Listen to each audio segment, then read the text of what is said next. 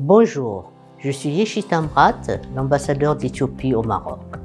Le 8 mars est une journée spéciale de célébration de nos réalisations et de concertation de ce qui reste à accomplir jusqu'à l'aboutissement parfait de la parité entre femmes et hommes.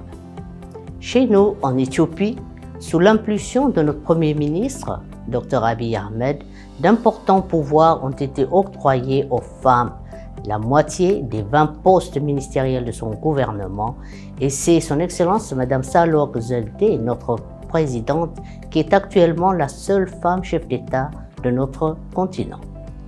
C'est grâce aux résultats de leur dur labeur et de leurs efforts qu'elles ont été toutes choisies à ces hautes postes de responsabilité, tels que la présidente de la Cour suprême, le ministère de la Paix, qui assure la tutelle de la police et des services de secret, ont été confiés aux femmes, ainsi que la présidence de la commission électorale. Donc, en tant que femmes, nous en sommes très fiers et c'est sans aucun doute elles contribueront à instaurer la paix et le développement de notre pays mieux que les hommes. C'est un grand pas pour les femmes éthiopiennes jusqu'à confiner par la tradition dans les seconds rôles et aussi pour développer le leadership féminin. Notre pays, l'Éthiopie, a rejoint le club des pays dont le gouvernement observe une stricte parité homme-femme.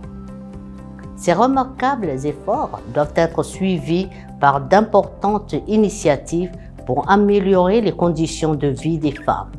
Les femmes représentent la moitié des 110 millions de notre peuple, alors que la plupart d'entre elles sont confinées dans des rôles traditionnels, notamment dans les zones rurales, où elles consacrent une grande partie de leur temps au foyer, s'occupant des enfants, allant chercher du bois et de l'eau à la rivière, etc. Mais la décision prise par le Premier ministre leur a donné l'espoir et la conviction que leurs filles peuvent devenir ce qu'elles veulent être en Éthiopie. Car on ne peut s'attendre au développement économique de notre pays sans la participation, le talent, la créativité et la dynamique de la moitié de la population.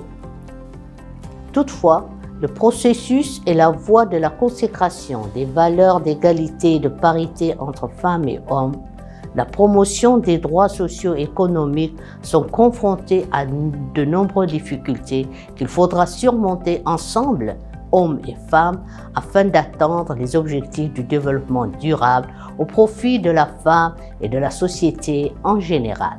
Vive la femme et bonne fête!